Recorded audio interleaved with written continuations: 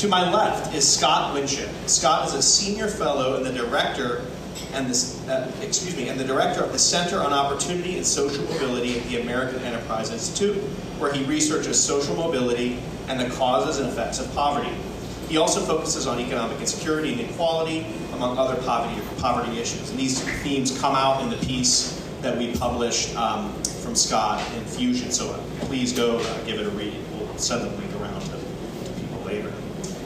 To Scott's left is David B. McGarry. David is a policy analyst at the Taxpayers Protection Alliance. He's written extensively on a wide range of topics related to economics, history, and law. He's reported on tech policy and telecommunications, particularly at the FCC and on Capitol Hill. And his analysis has appeared in publications like The Hill, Reason, and National Review. Next in the lineup, we have Leah Libresco Sargeant, who's here with a guest. And Leah works on family policy in Washington, D.C. She's the author of Arriving at Amen and Building the Benedict Option. And her next book is titled The Dignity of Dependence. She runs the Substack Other Feminisms at otherfeminisms.com. Hopefully everyone knows how to spell. Focused on how advocates for women in a world that too often treats women like defective men. And finally, we have Sam Hammond, who's a senior economist at the Foundation for American Innovation, also runs a great Substack, where his research focuses on innovation and science policy and the institutional impact of disruptive technologies. He previously worked as the director of social policy for Niskanen Center, where he remains a senior fellow, and as an economist for the government of Canada, specializing in regional economic development, and as a graduate research fellow for the Mercatus Center at George Mason University. So let's give it up for our panel to get started. And give it over to Scott Winship to kind of tee up the essay, which is, the sort of catalyst for this debate, and then we'll go over to the panel. So Scott. Well, thank you very much, Jacob. Thank you to Fusion Magazine, to Aier, to Voices. Pleasure to be here tonight. The piece I wrote for Fusion, God bless them for their patience, ended up being a little long if you're looking for some good weekend reading at some point. It's called America is Still Working. Unfortunately, my printer is not working. So some remarks on my phone that I'll glance down at. So the basic idea of my piece, the topic tonight is kind of the future of work. This is really sort of more the past of work. It covers the trend in work hours from 1890 to the present, and basically trying to tease out what are the broad patterns, what are the causes of these patterns, what's it imply about the state of the labor market, and then by extension, tonight, I think, what are the implications for the future. So kind of the big single sentence finding, I guess, is that the average American works about as much today as they did in the early 1950s. And so then is like the next question, is that a good thing or a bad thing? You hear a lot of people talking about that there's not enough work today, that there's too many people on the sidelines, men's labor force participation is down. On the other hand, you frequently hear a lot of things about people working multiple jobs and working hours that are too late, and why do we still have a 40-hour work week? So it's very ambiguous to me anyway, how we should think about the fact that we work basically about as much as we did 7 years ago. So there are kind of three big stories that I tell in maybe a convoluted way in the paper. I would say those big stories are the long-term decline in male employment, which is pretty steady, peaked in 1951, actually, at 84% of men ages 16 and over were working. It was 65.5% last year. So that's a pretty steady decline over 70 plus years. The second big story, I would say, is the long-term increase in employment among women. That's also a pretty steady story. Obviously, World War II, that was kind of a watershed for women working during the war when so many men were overseas. Rosie the Riveter, obviously, that everybody's familiar with. And it really marked a dramatic change, I think, in the way that a lot of women thought about work. So in 1948, about 31% of women worked, again, age 16 plus. In 2000, it reached 57.5% versus 31%. So the trends for men and women kind of going in the opposite direction until from 2000 forward, this would be the third big kind of macro trend, I guess, is that even women's employment fell sort of over the last 25 years or so. And so in trying to kind of tease out what happened,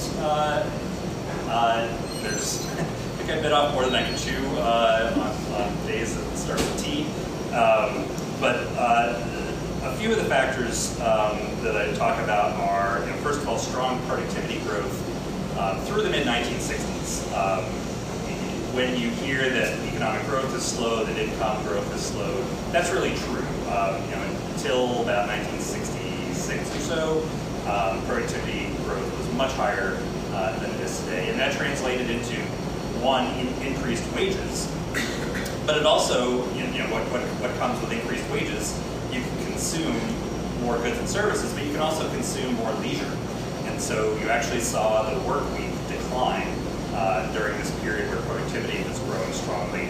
And so, up to the mid-1960s or so, the big story in how much people work is that the work week shortened. And so we're pretty sure that's a good thing. Since productivity has slowed since then, the work week really hasn't shortened since the mid-1960s. So that's one big factor that if we could lasso productivity growth, we'd be in good shape in terms of being able to spend less time working. Second factor I discussed, the Social Security program, both retirement benefits, which allowed people to retire early, which was not a thing before the 1930s. And so a big part of the story, both for men and women, is that older Americans got to retire earlier, particularly influential among men. But the other part of the Social Security program is the disability insurance part of the program. And again, you can sort of look at this a couple different ways. Like on the one hand, you can think of it in terms of retirement. Like it's a good thing today that people don't have to work in pain, whereas in the past they used to, because we have this disability insurance program and they can not have to work. So it's just a more convenient world that we live in. A different way to look at it is that a lot of people are not working today who maybe should be working. And so I try to tease that out a little bit. It's not the case that disability has increased over time. What's increased over time is the likelihood that if you're disabled, you don't work. And again, that could be a good thing, or that could be a bad thing. The big increase in non-working disabled people was in the 1970s. That was a period where the SSDI program became more generous. People got Medicare for the first time if they got on SSDI. That's a huge incentive. The SSI program, which is specifically for low-income people, began in 1974. And then over the 70s, SSDI also came to replace a greater share of the earnings of workers. And so the 70s were a big decade for folks that increasingly were not working and instead getting disability benefits. A lot of work could be done and still trying to figure out how to think about that. Male wage stagnation interacts with this expansion of disability insurance and food stamp benefits to some extent. Men's pay stagnated or declined for about 20 years between the early 1970s and the early 1990s. The good news, which we might talk about, is that over the last 30 years, the trend's been much better. But there was this period where men's wages really didn't increase. I've argued that's sort of a big societal transition from a period where a lot of men kind of got a bump in their pay because we expected men to be breadwinners and we didn't think married women should work. And so a lot of men, I argued, that were actually paid more in the past than what their actual value to their employer was. And so we have this norm breaking down over time that hurt men for 20 years, which is a long period for sure. On the side of women's work, I think you have these changing preferences for work, expanded occupational opportunities. That was probably the most important. There's a really interesting story around declining marriage and fertility, which had different effects on men and women. Single men work less than married men, but single women work more than married women. And so as marriage broke down, we were moving men into a group that didn't work as much. We were moving women into a group that worked more. And so in part, that creates this weird dynamic over time where employment trends are going different directions. I have a little piece in there about welfare reform in the 1990s, how that affected the employment of single moms. Rising school enrollment was part of the story. In fact, most of the story from 2000 to today for women working less is retirement, disability, and rising school enrollment. So that is also not really a story about the labor market. And then finally, I do look at this question of, has it become harder to find a job? And without going into details there, my answer there is it doesn't look like it. It doesn't look like that is a big part of the story of work over time. And so that's not going to be part of the story moving forward. Okay, so my basic conclusion is that increases and deep increases in work are largely the consequences of affluence, not of economic underperformance or failure of the labor market or late-stage capitalism or whatever your kind of favorite economic explanation is there. I'll hold off on talking about implications for the future of the conversation. Great, thank you, Scott. So before the panel responds, we might frame responses around the question. Scott's essay focuses largely on indicators in the labor market as signs of ultimately American economic strength or robustness, despite the naysayers, whether they're left-wing critics alleging that late-stage capitalism is running amok, or potentially right-wing sort of NatCon folks who want to read that economy in some image, which is unknown to many of us. But what happens to this story Scott's telling? We promise we're going to get to the future of work too. When we tell us the story about the past and present of work through different data. So those might be sluggish productivity numbers, for example. And what happens when you reframe the history altogether?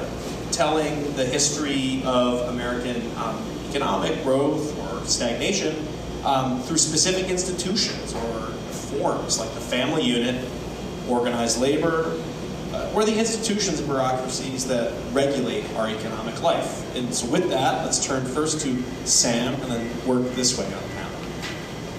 All right, so I guess it's important to say that Scott's piece is framed as a kind of rebuttal to what he calls declensionism, or belief that we're in some kind of stasis or decline. I happen to think we are. So I find it interesting that so one way you can rebut this is to say, well, actually wages have gone up if you use the right inflation adjustment or something like that. And it's something that's wrong so much as not even wrong, right? Workers in 1970 were not debating whether their living standards had increased since 1920. And they definitely weren't saying, oh, this could have been a measurement error, right? If we just use the right CPIU inflation adjustment, then actually we see we're richer than we thought we were. It seems downstream as well from this premise sort of seems to be that, if enough conservative policy wonks just point at graphs going up and to the right, then populism will subside. We'll all just agree, actually, the American dream is alive and well, you just were looking at the wrong data. Like, don't believe your lying eyes, these are not the drugs you're looking for, that sort of thing. The stagnation that has resulted since the 1970s onward is really non-trivial. It's not just that we had a temporary adjustment in the labor markets because of women entering the workforce or something like that. There's a structural break, sort of coinciding with the energy shock in 1973 or so, where total factor productivity, which is sort of the most important part of productivity, it's the part that doesn't just, it's the part that's sort of from heaven, it's the part from new ideas, better technology, goes from growing at a steady 2% pace throughout the preceding years to less than 1% from here on out, with really around 0.4%, except for the late 90s productivity boom with IT. And that is the main driver behind stagnant wages. It's not, in some ways Scott's job is a bit easy because there's a lot of left-wing critics who make the wrong argument. They'll say, well, this is because corporations are taking more of your wages, or because of other nefarious forces. But actually what's going on is productivity just hit a wall. And we need to do more to reverse that trend. Likewise, on the the theory that actually what a lot of, especially with men, what's going on is that there's this breadwinner premium. Should state up front that this is not like a settled fact. This is Scott's pet theory. The other thing that happened in 1970 was with the oil shock, with the energy boom, with Bretton Woods unraveling, a massive deindustrialization. Right, there were massive job losses in manufacturing, which were male-dominated industries. Those men didn't fully recover, and you could say, well, they were men; they had it coming to them. But no, they weren't redistributing from women to men. They were, the years prior to the 1970 era was also a year of very strong unions. And so, what Scott describes as a rent, it really is a rent, but it's not a rent from women to men. It's a rent from employers to workers. And when that began to unravel, of course, their wages corrected in some sense. But it's a bit of a misattribution, in my view, to pin that on to, and this is sort of the technique. You look at a graph, it's like flatlining, and you say, well, where you see state nation, I see women's liberation being successful. I think if productivity had been growing the way it had been before, then everyone would be better off. We wouldn't be debating over some zero-sum pie. So I really appreciated Scott's kind of historical sweep. I think when you look at labor force hours, part of what you're doing is you can think of this as taking a CT scan of the economy. You're seeing a slice and an informative slice, and the question is, what other slices do we need to look at to build a picture of the economy, of the American worker, and of the American family? And as women entered the workforce, a lot of work or capacity women had became legible to economists as GDP. As you can all see, currently I'm doing non-economic legible work.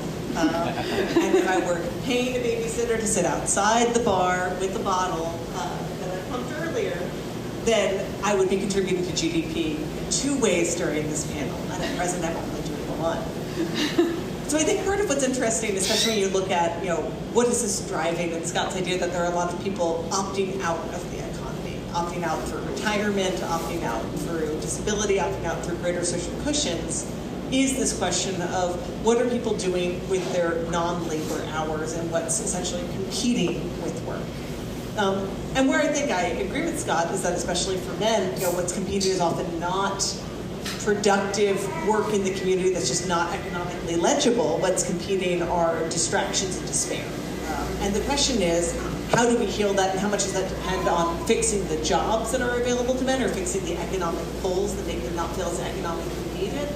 And how much does it depend on convincing men that they are necessary and valuable not just to their employer, which I think is a hard sell in many jobs. I think the more your job is widgetized, the more your job can easily be done by someone else, the longer the delay is for marriage, or the easier it is to have children with multiple women without marriage, the more marginal or fungible a man may feel. And so the question is not just where can we better plug into the labor force, or where can we better plug into the Rotary Club, or as a Little League coach, but just where is it that he is necessary, where he'll be missed if he's not on duty at some point, whether that's 9 to 5 or not. So the last 60 years or so have been very weird. They've introduced a lot of things that we've never had to deal with before, that people have never had to deal with before. As Scott's paper points out, the problem of having enough abundance in a society that people can choose not to work for large periods of what used to be known as their career is something that's very new. And that only promises to get more and more acute as we go forward, as technology develops. Now, with that said, America remains awesome. We have a very good economy. Some would say that we are the best, minus some of the petro states and the banking states. The European titan that is Germany is, right in the range of a middling American state. France is on par with Mississippi. Do with that what you will, both from the French side and the Mississippian. But I think something that's helpful to remember is that we have to place work in the larger ecosystem of American culture. It's not its own thing per se. And I had a professor who would say that civilization is metaphor control. The way that we talk about these things, the stories that we tell ourselves about ourselves, and the way that we perceive ourselves is incredibly important to the meaning and the satisfaction that we get out of life, which can be, at times, disconnected from the actual graphs. And so looking forward, I think we have to take a holistic perspective of all of these different trend lines. We have to look at the hours, and by the way, if you haven't read Scott's paper, please do. It's really fantastic. We have to look at all the trend lines, and we also have to start disaggregating them. We have to look at why are certain communities flourishing when others aren't? Why are there communities that for no perceivable reason are seeing many, many people drop out of the labor force? Why are people no longer looking for work? And like I said, these trends are only going to get more and more confusing as we go into the future. We're going to see more people leave the places they were born, go somewhere else, and do something that their parents never dreamed of. And as technology increases or continues to progress, I think we will continue to see people doing the types of things that were completely unheard of in the very recent past. And like I said, that is going to make things more and more confusing, and it's going to introduce new pressures on culture, it's going to introduce new pressures on work. But if we keep focused, I think there is also the incredible potential to do some incredibly special things, and that, I guess, is what we'll talk about for the next few minutes, but I'll hold there. Scott, feel free to respond to any of the threads that our three panelists pull out, and we'll come back for another question. No, thank you for the remarks. I agree with most of them. I think I think there's maybe less ambiguity about some of the trends than Sam might have suggested. The middle class earnings for men and women are at an all-time high at some point during the last 4 years, depends for each measure, which specific year you look at. But certainly the 2019 to 2024 period is a peak for middle class men's and women's earnings. It's a peak for middle class household incomes. It's a trough for poverty, for child poverty.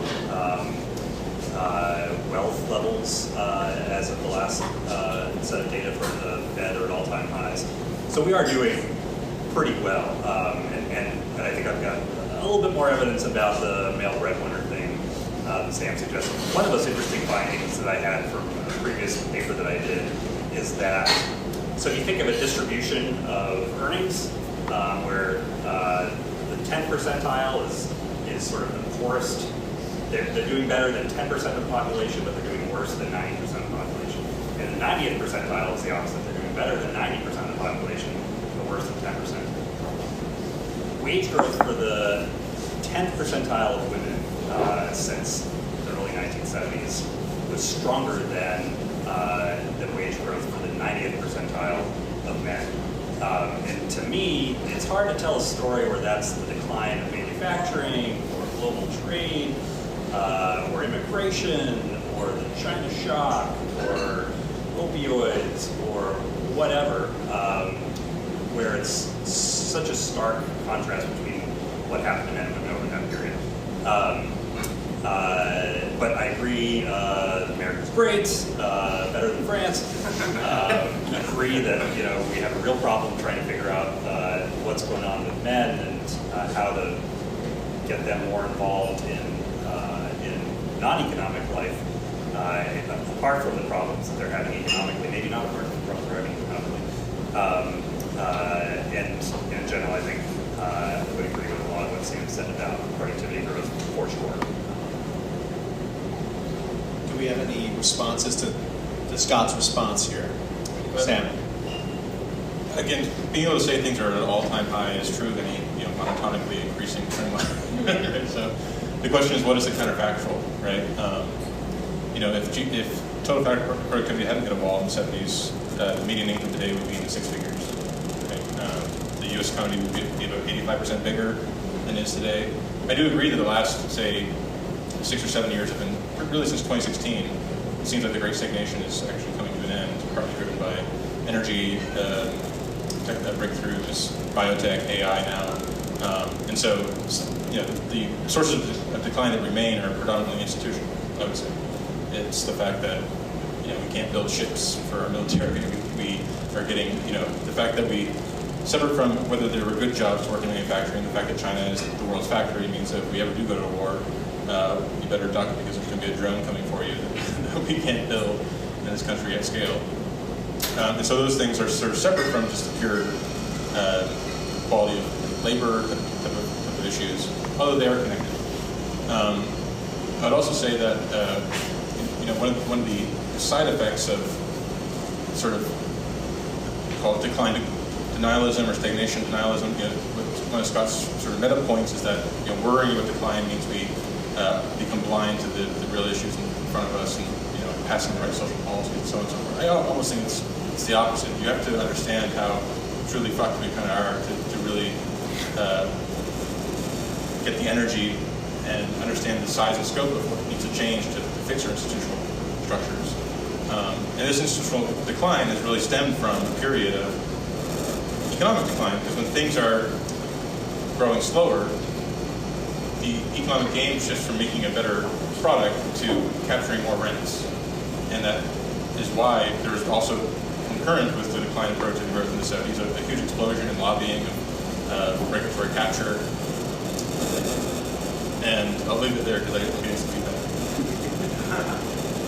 I'll say that one question I have for you, Scott, after reading your papers, I'm curious why you think productivity has stagnated so much, especially as you tell a story of people who you might, describe at first approximation as lower productivity, the elderly, people with disabilities who might have struggled onto the workforce and then found a softer exit leaving. If I read just that part of your paper and nothing else, I would assume there was a per worker productivity surge as you were kind of resorting workers. So I'd just like to know why you don't think we observed that. Yeah, no, it's a great question. I don't think anyone has completely figured out why productivity has slowed. There is an economist named Dietrich Wohlroth, I think is his name, and at least over the last 25 years, I think he's got a very strong case that what changed were really two things. The population got older, so it's a little bit the same story about retirement, except it's not retired. Retirees left the workforce, but we have a lot more. She's 51, so horribly low productive workers in their 50s. And that has slowed productivity. And then the second big change has been the shift to the service sector. Productivity is just higher in manufacturing and goods production. You can think of how much easier it is to build an assembly line, or use robots to make the production process more efficient. It's a lot harder to squeeze the last penny out of the production process for services if you're a barber or an opera singer, and so that's another big part of the story. But to some extent, there's still, I think, a mystery about what's happened if you go back to the 1970s. And I'll say that interests me a lot in terms of how we choose to measure what we care about in our economy, where we're improving or not, because there are productivity gains in education. The shift from balanced literacy to phonics was a major productivity gain. We went from not teaching children how to read to possibly teaching children how to read.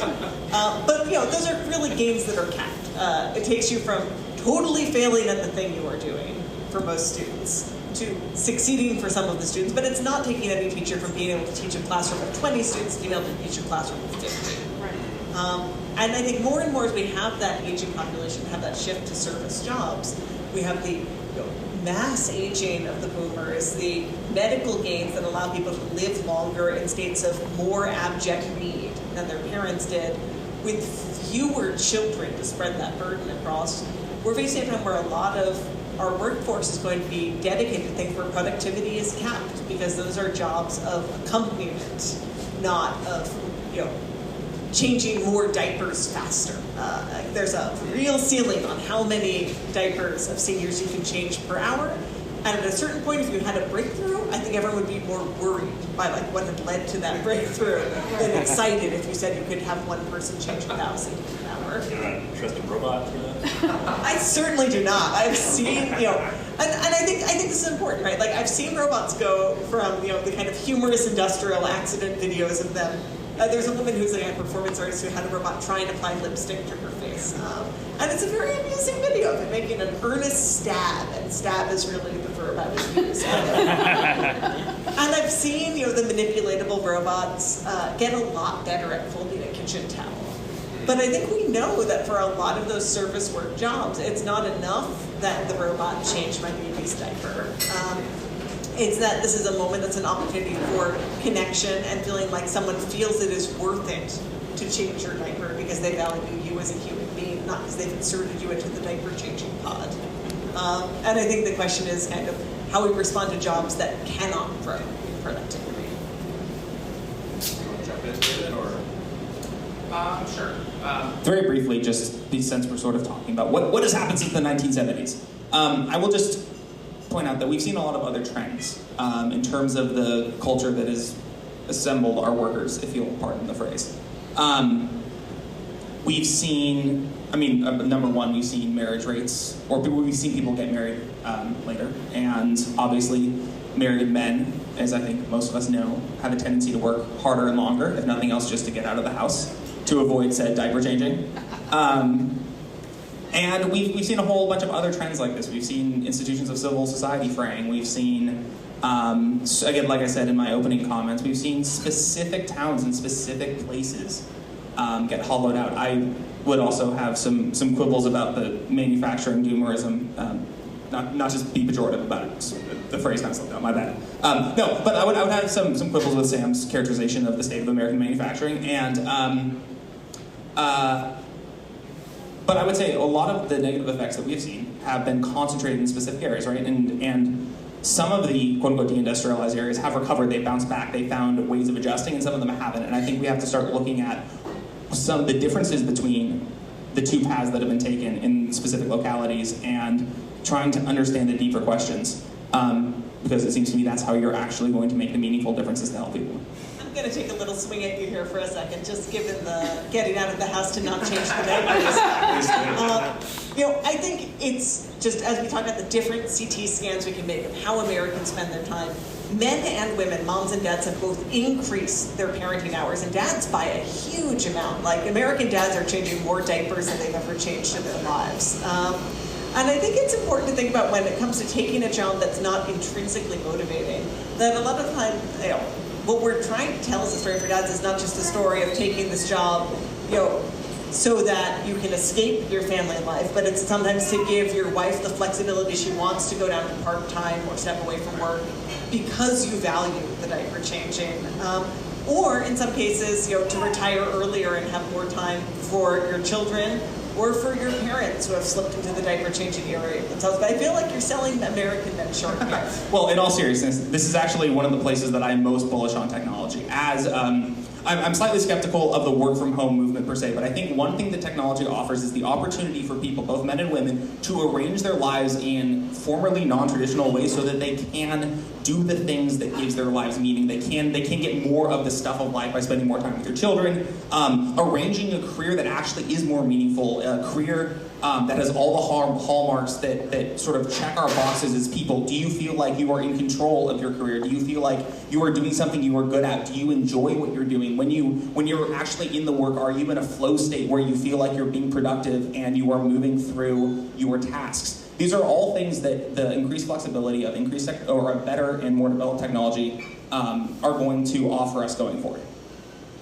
This gets to the question of what is absent from or what spurs changes in the statistics that I think Scott is really drawing on for the essay here.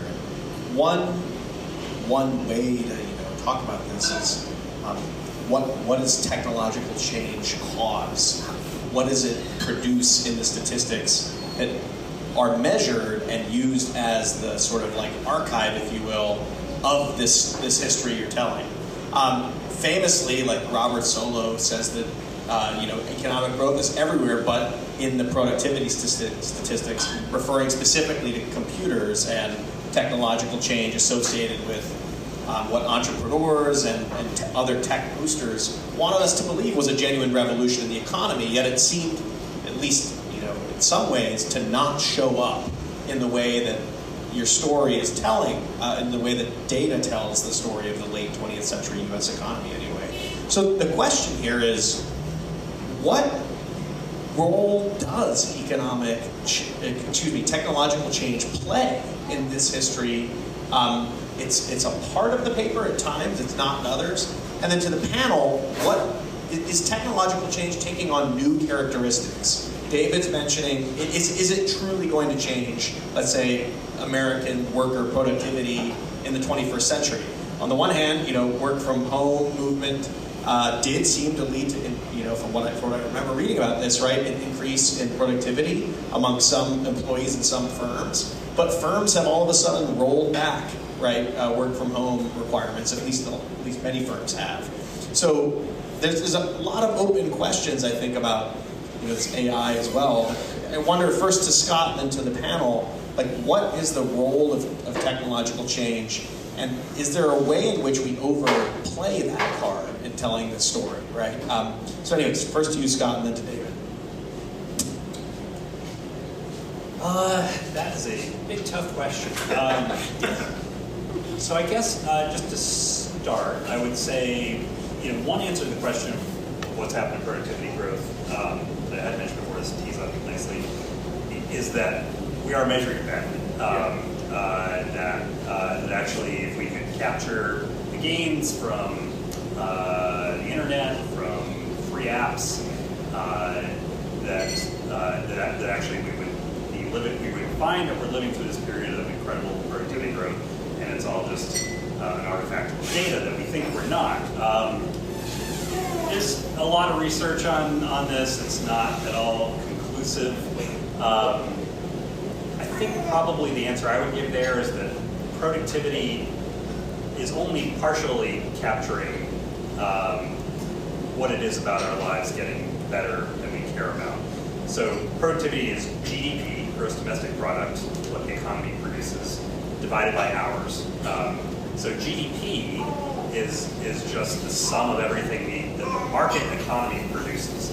So what that means is it's got to have a price on it. It's got to be something that somebody bought and somebody sold. When you start talking about free internet goods, think of all the stuff that is free to us that doesn't have much of a price on it. None of that should be captured in GDP because GDP is only supposed to measure things that have a price on it, that are bought and sold. So what that says to me is that GDP growth and therefore productivity growth are in some ways kind of an incomplete way of thinking about how it is that we're doing, and that in a lot of ways we are doing better on this front of like all the every song that you ever heard in your childhood being available to you. Play it right now, take requests. Wikipedia, all of the books that are online. It's hard for our modern statistics to capture all that. So that's one thing I think that is sort of being missed. I do think that we should be rooting for more technological growth. People hear about AI and robots, and they start thinking that robots are going to take their jobs away. But I think what people are missing is that what robots do, what AI does, what technological growth does, is it increases productivity, allows us to afford more from the same amount of work that we put in. Some people lose their jobs in the course of technological change. That's always been the case. But because goods and services are cheaper, because the people who don't lose their jobs now have more purchasing power, there's increased demand from them for other things, and that creates new jobs that we can't even think of today.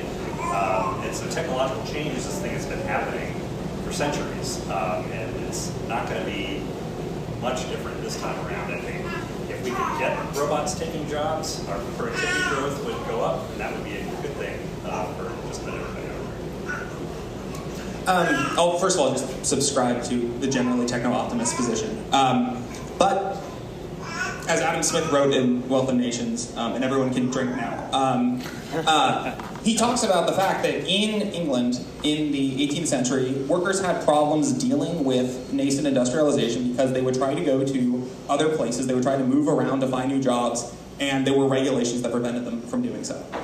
And I see a lot of places, and I'm sure everyone in this room can think of a few themselves, where regulation is stopping people from adjusting to the changes that technology brings.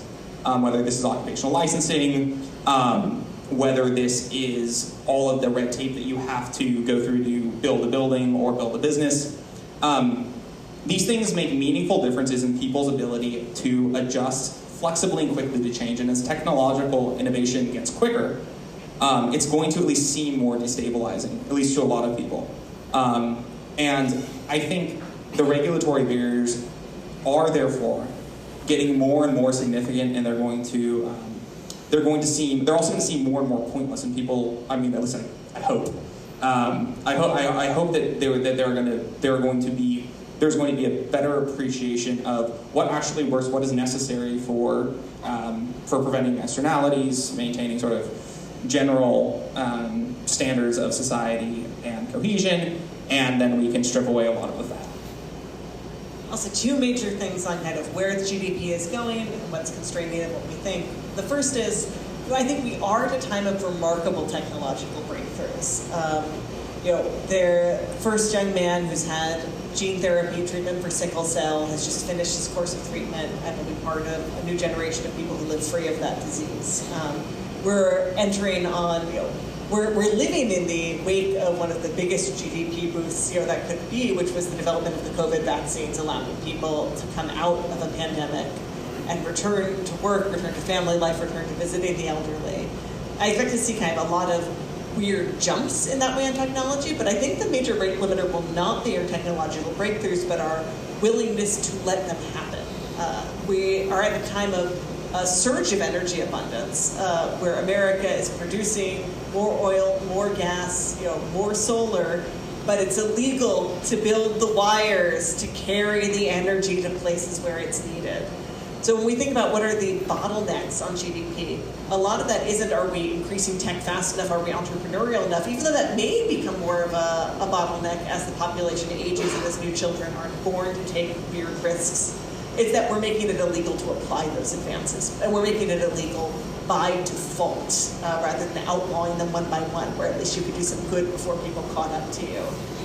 But I think the other thing that goes with this question of productivity gains and GDP growth, really is this question of when we take that first pass assessment of the economy and the market by what is bought and sold, how much is it, how many hours, that leaves aside the question of whether the things being sold are bad for us. The explosion of the sports gambling industry, good for GDP, bad for most of its patrons. It's a company that's premised on people gambling compulsively. If you win too much, they kick you off the servers.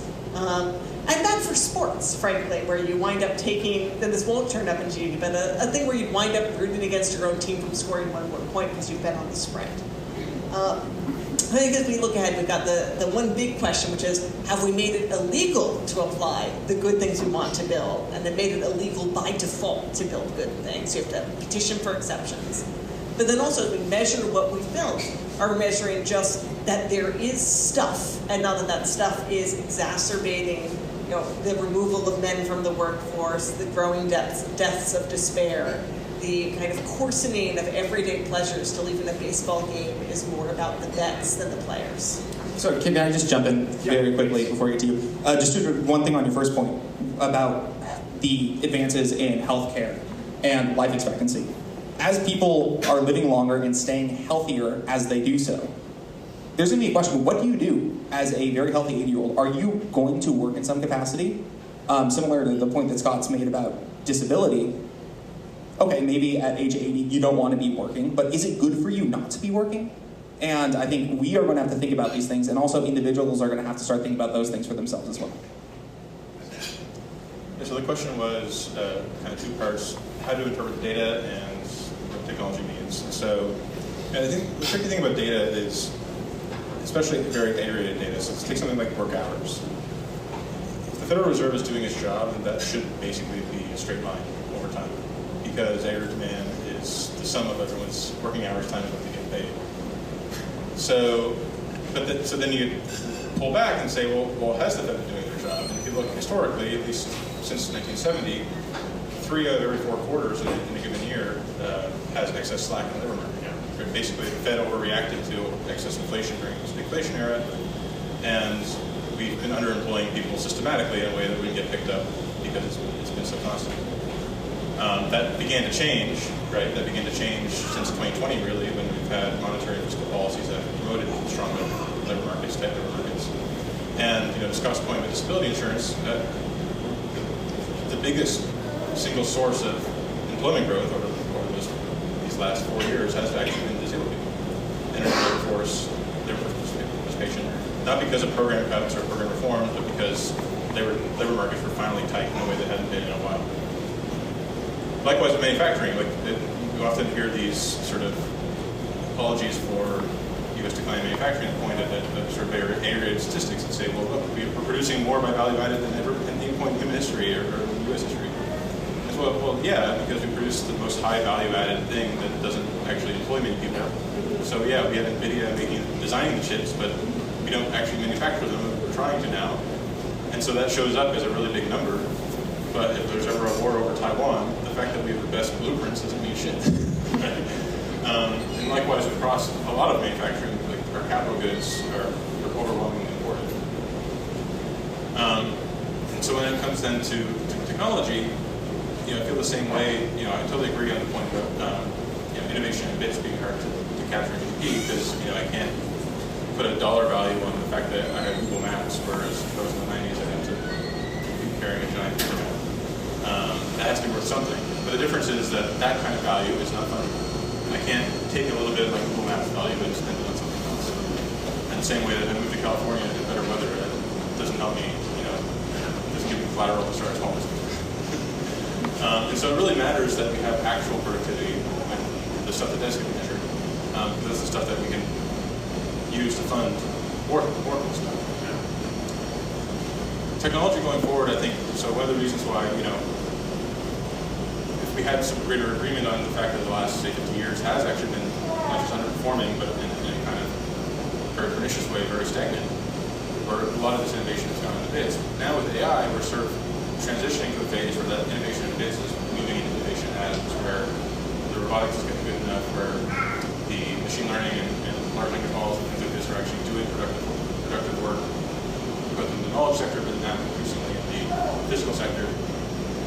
My big worry is the fact that we've offshored so much of our manufacturing. It means that our innovation in bits is going to be China's innovation in atoms, right? Because when we build AGI, it's not going to be something that knows how to manufacture everything by default. It's going to be something that can learn on the fly. And if you already have all the world's factories, that's awful lot of training data, right?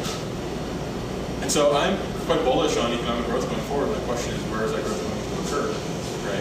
If you look at the Meticulous forecast, it's a forecasting platform. They put what they call weak AGI, so something that is basically, anything you can do on a laptop kind of benchmark. It's 2028. The strong AGI forecast is 2030, 2032. That's something that is even smarter and also in robotic form. Once we begin crossing the threshold, I don't think we're all going to be out of work. I do think that we are going to enter into a new growth regime. In the same way that if you look at a chart of GDP growth since the 1700s, it looks like a singularity, right? It looks like a line that just suddenly turned up the hockey stick of human history. And we're about to go through another one of those regime changes where 2% growth is not just a normal year, but that's like a terrible year. We're going to have potentially 10% plus growth, and that's going to be driven by recursive self-improvement through fully automated factories, through massively deflationary forces that drive down the cost of goods and services. And then the question becomes, what remains scarce? Right? It's the world of Dune where all that matters is the spice. The world of spice going forward is our physical industry running.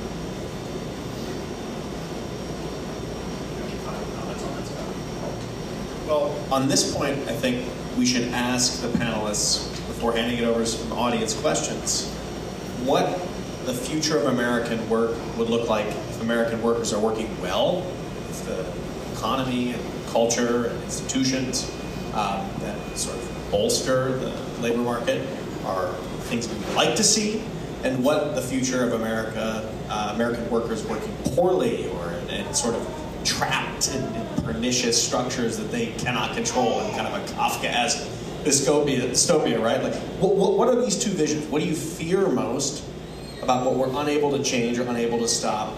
And what do you think is best positioned to change American work for the better in the period going forward, maybe the 21st century? Scott, let's start with you. That's another great question. So I think the best case scenario, I think, is thanks to AI and some other new technologies, we move into a high productivity growth period where wages start to grow at rates that we haven't seen other than for brief periods over the last 50 years, where we have significant housing deregulation, land use deregulation, so that people are able to move to places that are booming in a way that is pretty tricky to do these days. That's another answer to the question, actually, that's having productivity growth, is that it's just become too hard to move to the booming areas, or the areas that are the best matches for workers, because we don't build affordable housing anymore, because local incumbent homeowners basically have veto power on that sort of thing in a lot of cities these days. So I think if we can do something about that, and if we had another productivity boom, that's probably the best case scenario. The worst case scenario, you can imagine much worst case scenarios, a world in which we're mining spice in the desert, probably ranks down there with me. But I think a realistic bad scenario would be that we continue to not prepare disadvantaged kids well enough to take advantage of this miraculous wealth-producing machine that I think is the American economy. That's something that I think does get lost when we start to talk about how terrible the economy is, and we should have 3% productivity growth instead of 1.5%, which would be great, to be clear. 3% would be great. But as it stands, I think the biggest problem in the United States is just that we have a lot of people who do not graduate into adulthood with the skills that would let them benefit fully from the strengths of the economy. A couple stats: if you grow up in the bottom fifth of households, you have about a 40% chance of ending up in the bottom fifth yourself as an adult. If your family didn't matter at all, you'd have a 20% chance. So it's sort of poor kids have twice as bad a chance of not moving as they would if family background didn't matter. There's also huge racial gaps in upward mobility. There were a paper with Richard Reeves looking at who is in their third generation of being in the bottom fifth. And if you're an African American person in your 30s, you have basically one in five black 30-somethings is in their third generation of being in the bottom fifth household income. If you're white, it's 2%. So 1 in 50 versus 1 in 5. So we still have just massive opportunity gaps, I think, that we should focus a lot more on, rather than thinking that we're in this hellscape, that we are in the worst case economy that we can imagine. I would say the best case scenario is that American workers can find fulfilling, meaningful work in the communities of their choosing. Not only to go to where the jobs are, but also perhaps in some of the communities that in a previous technological era would be hollowed out as people move to go to where the jobs are. But I really think none of this, even though the technology and the economics are changing and developing, I don't think any of this is really new. There's a great Winston Churchill essay called 50 Years Hence, where he sort of goes through some things about the future, but he essentially starts talking about this book he's reading, and the upshot is essentially there's a society where the people get to enjoy all sorts of never before heard of luxuries and amenities and whatnot. And then Churchill says, but what was the good of that to them? What did they know more than we know about about the answers to the simple questions that man has been asking since the earliest dawn of reason? Why are we here? What is the purpose of life? And whither are we going? And I really think that as technology develops and as economic trends develop, it's really about finding better, more tailored, and more accessible answers to those simple questions. In terms of the worst case scenario, I think it's a case in which the average American feels out of control. They feel as if they're being buffeted about by larger forces, whether they be political or economic, and they don't have the ability to go out and choose and create the life that they want for themselves. There's all sorts of places where we can increase people's ability to shape their future, and this goes from early childhood education. The amount of psychological development that's done before age 3 is astounding, all the way into college. I'm not personally convinced that people are better off getting a music degree as some members of this panel did. I'm not convinced that they're better off in some of those situations than they would be in going out to the workforce and getting some meaningful and useful job experience. But I don't think it's an either or. I think it's going to be a matter of the balance, and I really hope that we. I hope that we go towards we stay away from the dark side. We go towards the light side, and really take advantage of the opportunities that we are going to find available to us. I'll start with the bad scenario and then do the good scenario. I think the bad scenario is where we're cutting off our potential for abundance out of fearfulness, scarcity mindset, risk limitation. We see that through making it hard to experiment and build, literally build housing, making it costlier than it should be to take risks. I think we see it a little bit in the way we even disincentivize the risk of starting a family, where if you think about the curve of income, we're hoping parents take the risk of having kids at the time when they're lowest at their income curve. And the question is how we draw forward some of the prosperity that we depend on them to create, to help them weather this risk now.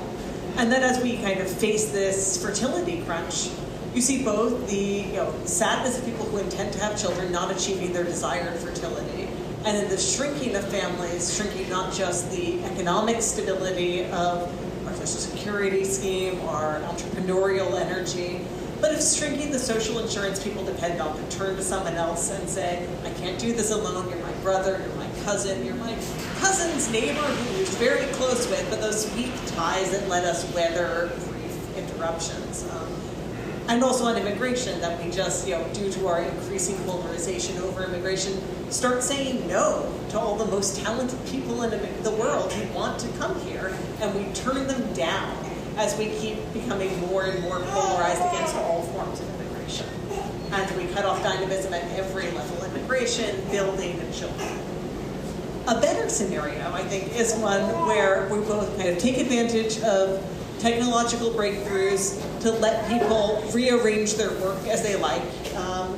I do think the work from home movement is a good thing. I think it opens up more flex work, which is what a lot of American women have wanted the whole time, and lets people use their work not just to consume leisure, but in the best case scenario to, and this is a stupid phrase, consume stewardship, right? That what we want out of our leisure is not just vegging out on the couch, is not just the turn towards AI chatbots that draw us away from each other, but to take responsibility for something. So the same way that men felt they wanted to earn enough to take care of their family, people, whether or not they're part of a family, have something they're trying to take care of and want to earn enough to make space to care for a community garden, to care for a network in their neighborhood, to care for putting up bike lanes, right? Whichever the thing is where you're trying to better the world, you have the leisure to make space for stewardship and feel your work, even when it's not intrinsically fulfilling, is channeled towards that goal.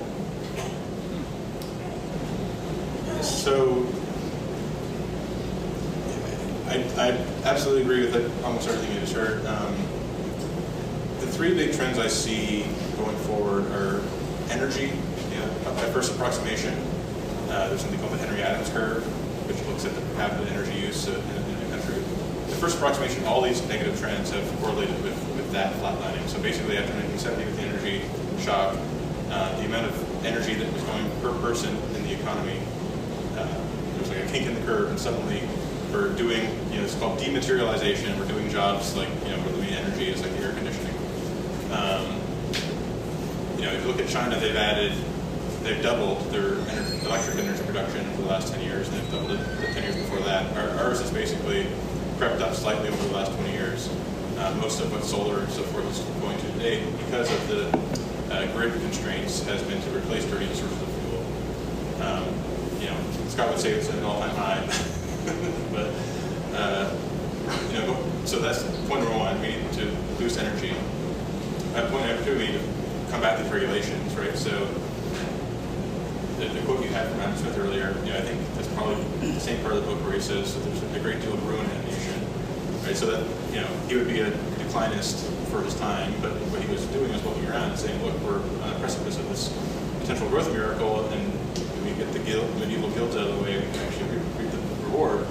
And today we have something very similar because, again, to my earlier point, since the growth slowed down in the 70s, a lot of effort used to go to productive work shifted into rent seeking, into building occupational licensing, these other things to sort of nail down what you have because things were going so poorly.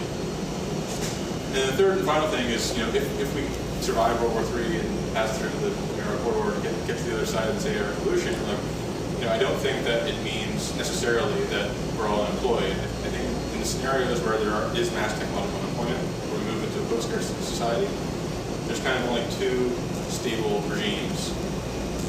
If you think today about what countries are closest to post-scarcity, I would say it's the Gulf states, right? Saudi Arabia builds freaking lines to the desert, and Qatar imports a bunch of guest workers, which is like free labor, right? So they are the closest thing, and because of their post-scarcity situation, the resource curse, in a sense, they end up having to have these very centralized monarchical systems. The other scenario is that rather than leading to a world of technological employment, capitalism in some sense breaks down, and we kind of move back towards a kind of more communitarian, almost forager, hunter-gatherer style economy, only very high tech, right? Sort of Avatar, or something like that. And that's a world where, if we have everything at our fingertips, we do get back more to the things that I think we're almost evolved to think about, which is care for each other.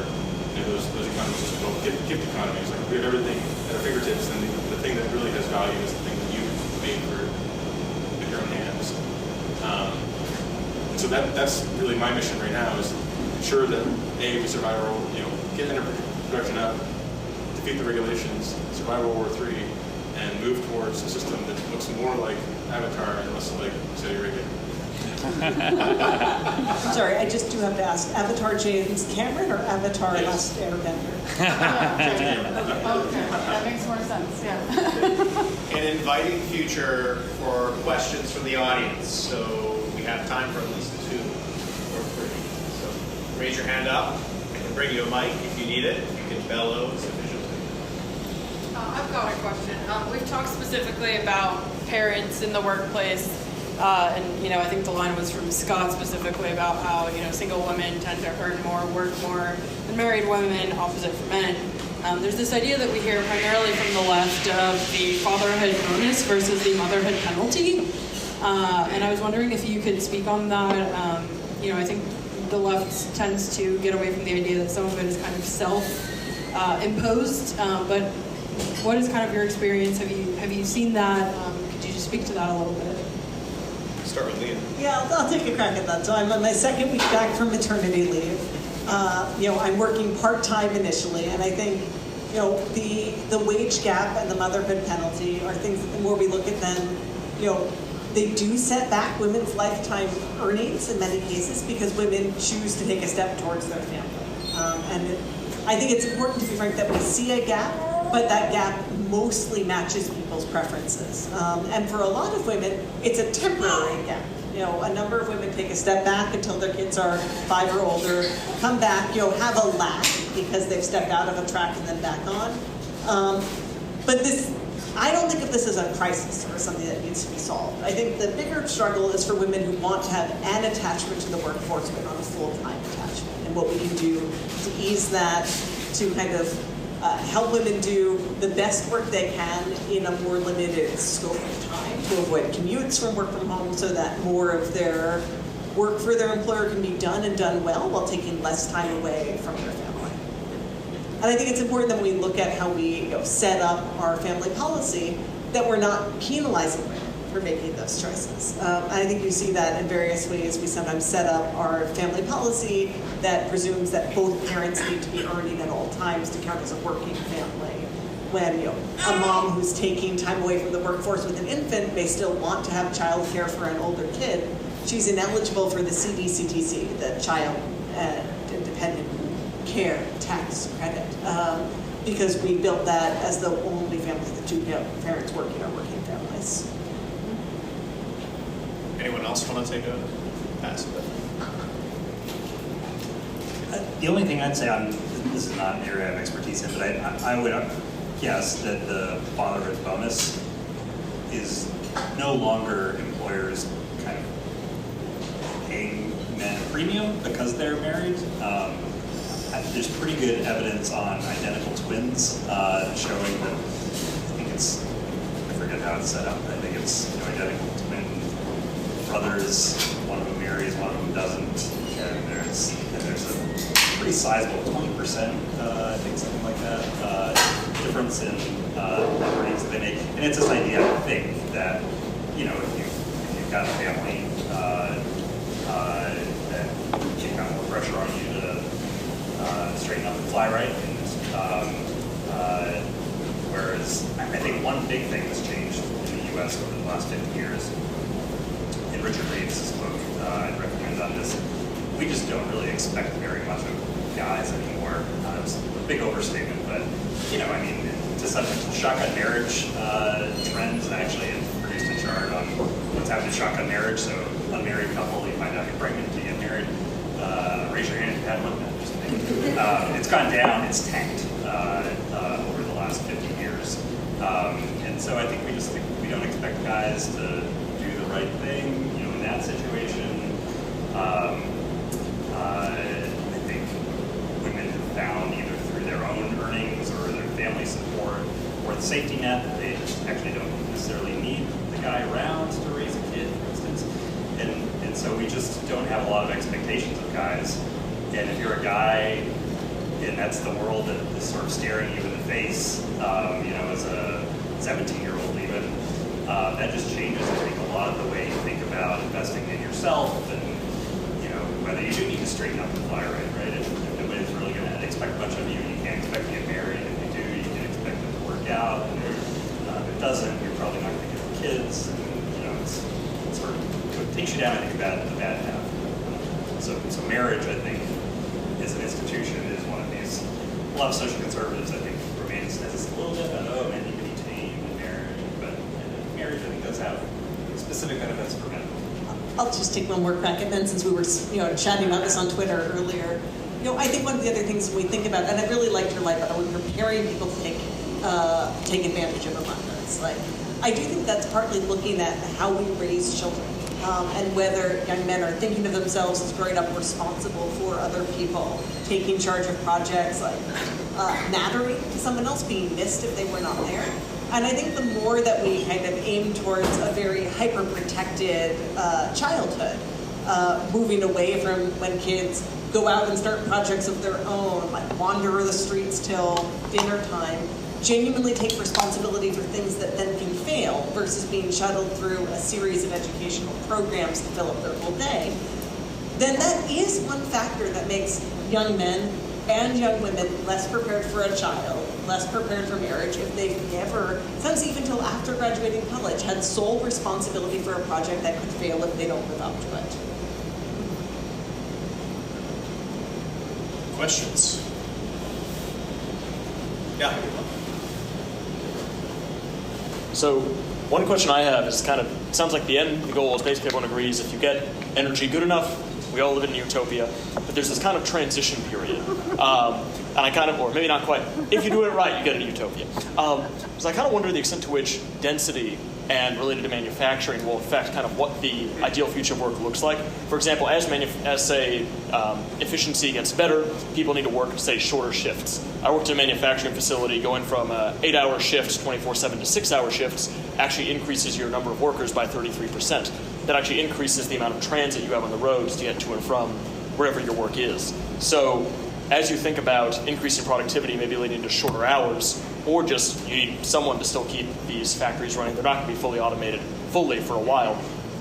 To what extent is actually density going to be a component of the future of work, either with faster velocity travel times or a total change in how you situate, maybe going back to how you plan where factories are situated, etc.? So one thing AI implies, I don't think people thought about enough, is potential dramatic shortening of supply chains, right? Especially if you get fusion energy or something like that, then a lot of production could shift and relocalize because you don't have to depend on low-wage labor, the kind of endogenous human capital that different parts of the world have becomes less important. And then the binding thing is just like how fast can it get from door to door. And so this is also part of sort of parallel trend we're seeing in war, where the defensive balance has shifted. So now like even small terrorist groups can like shut down global trade, right? Like so we're sort of making it possible to internalize a lot of production, but that suggests a world that also begins to balkanize, because what keeps things together now is the fact that we have these long supply chains where we have to depend on each other. Any other responses?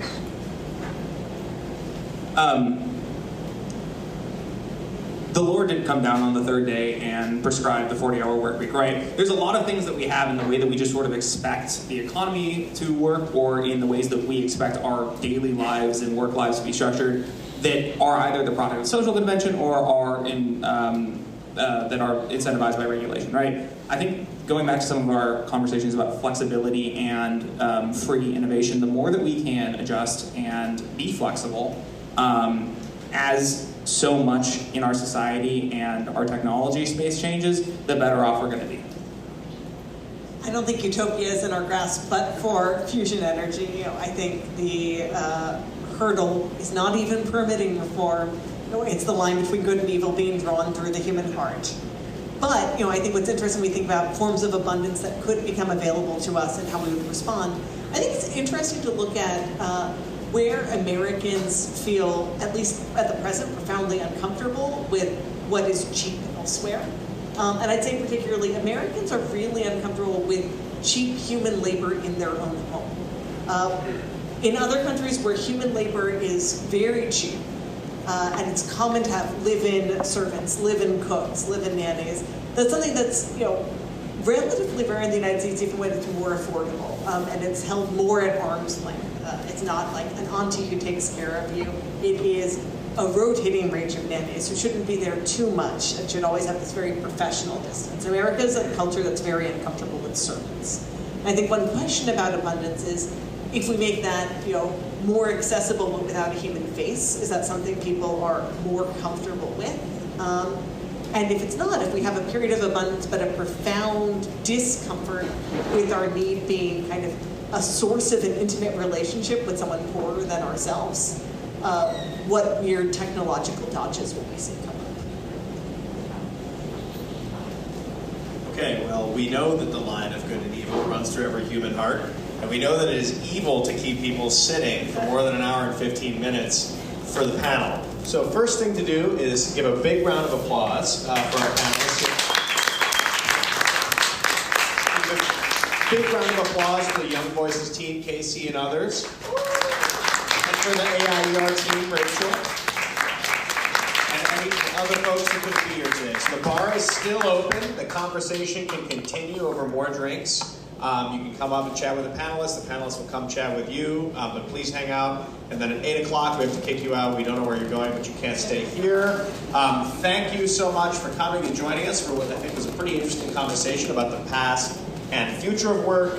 And please be tuned for future debates, conversations rather, co-hosted by Young Voices, AIER, and Fusion. Hopefully one in December, but certainly a few in the new year. So thanks again. Big round of applause to the panelists.